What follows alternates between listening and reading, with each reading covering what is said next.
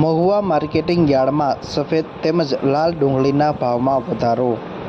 ભાવનગર જિલ્લાના મહુવા માર્કેટિંગ યાર્ડમાં આજે ખેડૂતો પોતાની વિવિધ જણસી લઈને વેચાણ માટે આવ્યા હતા।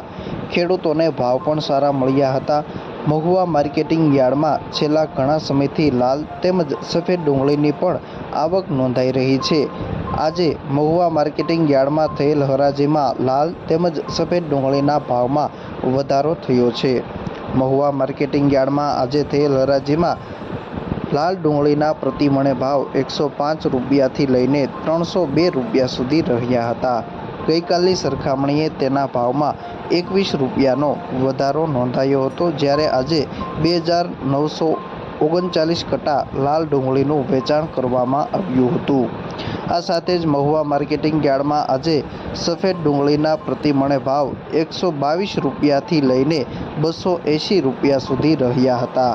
ગઈકાલની સરખામણીએ તેના ભાવમાં 42 રૂપિયાનો વધારો નોંધાયો છે, જ્યારે આજે 1814 કટા સફેદ ડુંગળીનું વેચાણ યાર્ડમાં કરવામાં આવ્યું હતું। આ સાથે જ મહુવા માર્કેટિંગ યાર્ડમાં આજે નારિયેળના 32,522 નંગનું વેચાણ કરવામાં આવ્યું હતું, જેના ભાવ 532 રૂપિયાથી લઈને 2,699 રૂપિયા સુધી રહ્યા હતા। નારિયેળના ભાવમાં ગઈકાલની સરખામણીએ પ્રતિ મણે 301 રૂપિયાનો ઘટાડો નોંધાયો છે। આ સાથે જ આજે તુવેરની પણ 9 કટાની આવક નોંધાઈ હતી, જેના ભાવ 692 રૂપિયા સુધી રહ્યા હતા। આ ઉપરાંત આજે ઘઉં ટુકડાના પણ 80 કટાની આવક નોંધાઈ હતી, જેના ભાવ 471 રૂપિયાથી લઈને 575 રૂપિયા સુધી પ્રતિ મણે રહ્યા હતા।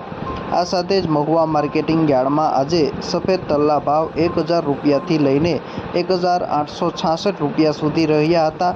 તેના ભાવમાં ગઈકાલની સરખામણીએ 85 રૂપિયાનો ઘટાડો નોંધાયો છે, જ્યારે તલ કાળાની પણ આવક નોંધાઈ હતી। તેના એક મણે ભાવ 1730 રૂપિયાથી લઈને 3661 રૂપિયા સુધી રહ્યા હતા। ગઈકાલની સરખામણીએ 201 રૂપિયાનો ઘટાડો તેના ભાવમાં નોંધાયો છે। આજે 213 કટા તલનું વેચાણ કરવામાં આવ્યું છે। આ સાથે જ ચણાના ભાવ 1008 રૂપિયાથી લઈને 1167 રૂપિયા સુધી રહ્યા હતા અને 15 કટા ચણાનું વેચાણ આજે કરવામાં આવ્યું હતું। આ સાથે જ મહુવા માર્કેટિંગ યાર્ડમાં આજે બાજરીની પણ 243 કટાની આવક નોંધાઈ હતી।